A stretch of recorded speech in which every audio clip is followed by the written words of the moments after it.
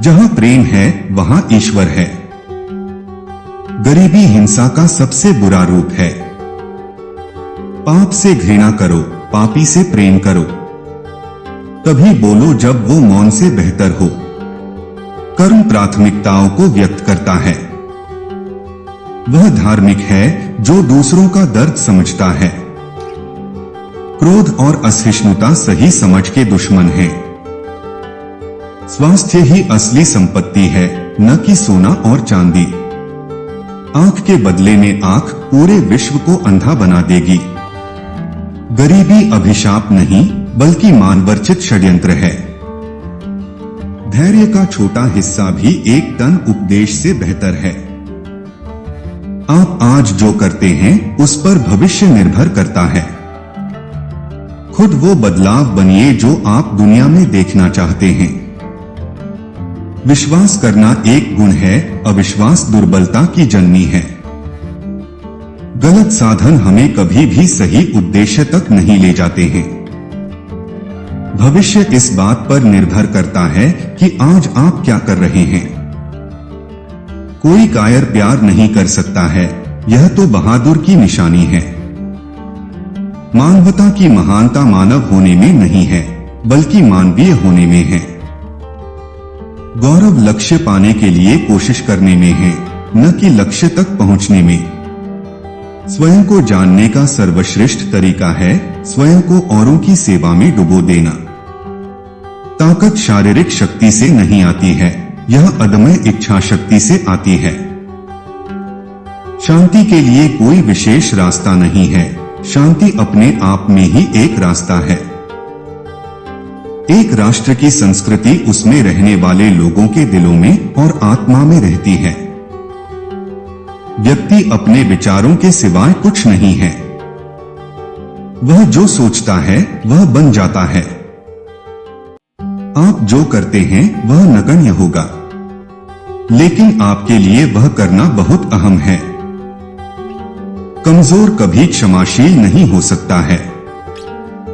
क्षमाशीलता ताकतवर की निशानी है। जब तक गलती करने की स्वतंत्रता ना हो तब तक स्वतंत्रता का कोई अर्थ नहीं है। विश्वास कोई ढूंढने और बटोरने की चीज नहीं है, यह तो विकसित करने की क्रिया है। मैं मरने के लिए तैयार हूं, पर ऐसी कोई वजह नहीं है जिसके लिए मैं मारने को तैयार हूं। दुनिया हर किसी की जरूरत के लिए पर्याप्त है, लेकिन हर किसी के लालच के लिए नहीं। जिस दिन प्रेम की शक्ति के प्रति प्रेम पर हावी हो जाएगी, दुनिया में अमन आ जाएगा। चाहे धन, मान, कुटुंब और प्राणों तक का त्याग करना पड़े, पर धर्म को कदापि न छोड़ा जाए। अधिक संपत्ति नहीं बल्कि सरल आनंद को खोजें।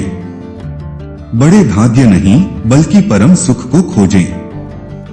मेरा धर्म सत्य और अहिंसा पर आधारित है। सत्य मेरा भगवान है, अहिंसा उसे पाने का साधन। अपने प्रयोजन में दृढ़ विश्वास रखने वाला एक सूक्ष्म शरीर इतिहास के रुख को बदल सकता है। ब्रह्मचर्य का अर्थ केवल वीर्य रक्षा ही नहीं है, बल्कि उसके लिए सभी इंद्रियों का संयम आवश्यक है। अपनी गलती को स्वीकारना झाड़ू लगाने के समान है, जो सतह को चमकदार और साफ कर देती है। कुरीति के अधीन रहोगे तो कमजोर बन जाओगे, और कुरीति का विरोध करोगे तो बलवान बन जाओगे। पहले वो आप पर ध्यान नहीं देंगे, फिर वो आप पर हंसेंगे, फिर वो आपसे लड़ेंगे, और तब आप जीत जाएंगे। आप तब तक यह नहीं समझ पाते कि आपके लिए कौन महत्वपूर्ण है, जब तक आप उन्हें वास्तव में खो नहीं देते। मौन एक बहुत ही अच्छा भाषण है। आप अगर इसको अपनाएंगे तो धीरे धीरे आपको भी सारी दुनिया सुनने लगेगी। दुनिया में ऐसे लोग हैं जो इतने भूखे हैं कि भगवान उन्हें किसी और रूप में नहीं दिख सकता सिवाय रोटी के रूप में। आदमी की पहचान उसके पहनावे और कपड़ों से नहीं की जाती, बल्कि उसकी पहचान तो उसके गुण और चरित्र से होती है। किसी देश की महानता और उसकी नैतिक उन्नति का अंदाजा हम वहां जानवरों के साथ होने वाले व्यवहार से लगा सकते हैं। पूंजी अपने आप में बुरी नहीं है, उसके गलत उपयोग में ही बुराई है।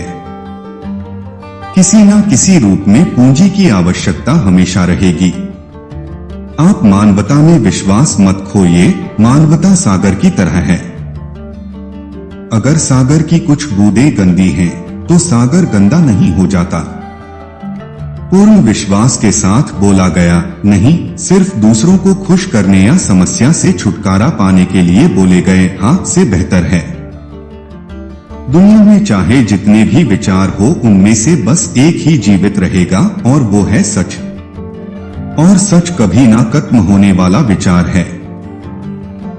हम जो करते हैं और हम जो कर सकते हैं, इसके बीच का अंतर दुनिया की ज्यादातर समस्याओं के समाधान के लिए पर्याप्त होगा। जिस प्रकार अहिंसा के बिना सत्य की सिद्धि संभव नहीं, उसी प्रकार ब्रह्मचर्य के बिना सत्य और अहिंसा दोनों की सिद्धि असंभव है। भूल करना मनुष्य का स्वभाव है। अपनी भूल को मंजूर कर लेना और अपने आचरण से दोबारा भूल न होने देना ही सच्ची मर्दानगी है। अहिंसा केवल आचरण का स्थूल नियम नहीं, बल्कि मन की वृत्ति है। जिस वृत्ति में कहीं भी द्वेष की गंध तक नहीं रहती, वह अहिंसा है। जब मैं निराश होता हूँ, मैं याद कर लेता हूँ कि समस्त इतिहास के दौरान सत्य और प्रेम के मार्ग पर चलने वाले ही हमेशा विजयी होते हैं।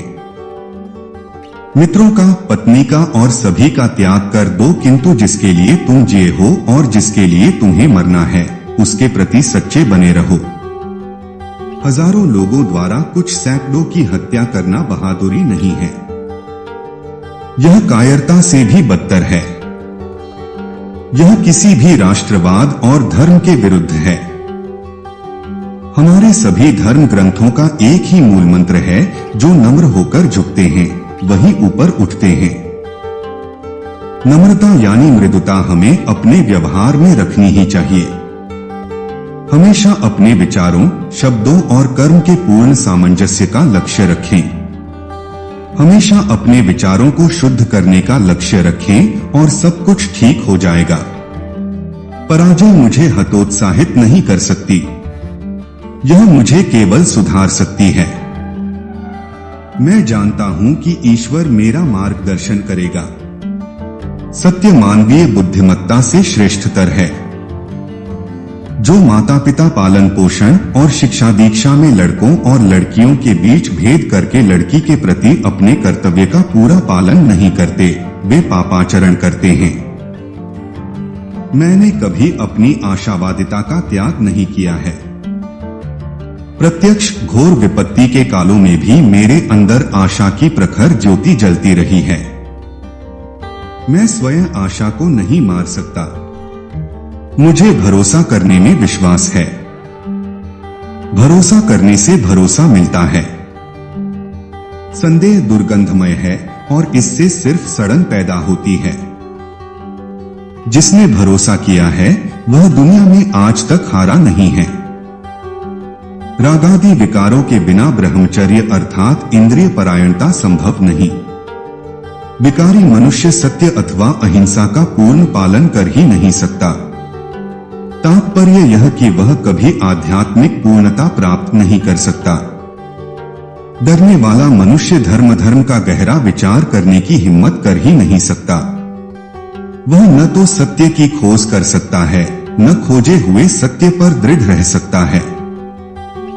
इस प्रकार उससे सत्य का पालन नहीं होता। जो काम मेरे सामने है उसे करके मैं संतुष्ट हूं। क्यों और किस लिए की फिक्र मैं नहीं करता। विवेक हमें इस बात को समझने में सहायक होता है कि जिन चीजों की थाह हमें नहीं है, उनमें अपनी टांग न घुसेड़े। मेरा लक्ष्य विश्व मैत्री है और मैं गलत काम का अधिकतम विरोध करते हुए भी अधिकतम प्रेम का परिचय दे सकता हूं। मुझे अपने लक्ष्य में इतनी अडिग आस्था है कि यह सफल हो जरूर होगा। इसे सफल होना ही है। हिंदी पढ़ना इसलिए जरूरी है कि उससे देश में भाईचारे की भावना पनपती है। हिंदी को देश की राष्ट्रभाषा बना देना चाहिए। आप चाहते हैं कि हमारा राष्ट्र संगठित हो, इसलिए आपको प्रांतीयता के अभियान को छोड़ देना चाहिए। स्त्री जाति के प्रति तुच्छता का जो भाव पुष्ट हुआ है वह समाज में घुसी हुई एक सड़ांध है, धर्म का अंग नहीं। धार्मिक पुरुष भी इस प्रकार के तिरस्कार भाव से मुक्त नहीं है। इससे पता चलता है कि यह सड़ांध कितनी गहरी चली गई है।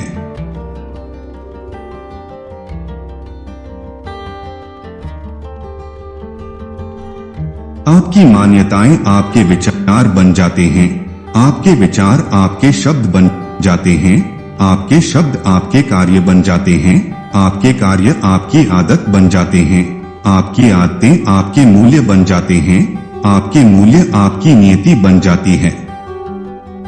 तुम्हारे जीवन में ऐसे क्षण आएंगे जब तुम्हें कदम उठाना होगा, चाहे तुम अपने घनिष्ठ से घनिष्ठ मित्रों को भी अपना साथ देने के लिए सहमत न कर सको। जब कर्तव्य विमूढ़ हो जाओ तो सदैव अंतःकरण की आवाज को ही अपना अंतिम निर्णायक मानो। जीवन में ऐसे क्षण आते हैं जब कुछ चीजों के लिए हमें बाह्य प्रमाण की आवश्यकता नहीं होती। हमारे अंदर से एक हल्की सी आवाज हमें बताती है कि तुम सही रास्ते पर हो, दाएं बाएं मुड़ने की जरूरत नहीं है, सीधे और संकरे रास्ते पर आगे बढ़ते जाओ। स्त्री और पुरुष में प्राकृतिक भेद है। इस कारण नित्य के जीवन में उन्हें जिन कर्तव्यों का पालन करना होता है उनमें भी भेद हो सकते हैं। फिर भी इन दोनों में कोई ऊंचा या नीचा नहीं है, बल्कि दोनों समाज के समान महत्व वाले तथा प्रतिष्ठा पात्र अंग हैं। मेरी अंतरात्मा की आवाज मुझसे कहती है, तुम्हें सारी दुनिया के विरोध में खड़ा होना है, भले ही तुम अकेले खड़े हो।